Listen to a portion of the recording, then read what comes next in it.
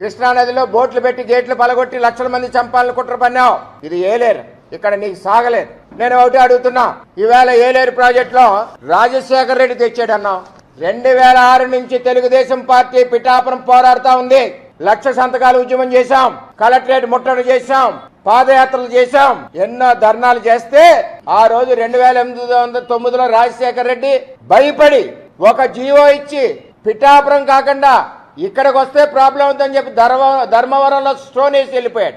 ఆ తర్వాత 2014లో చంద్రబాబు నాయుడు నిధులు ఇచ్చి ఫేజ్ 1 70% పనులు చేశాం.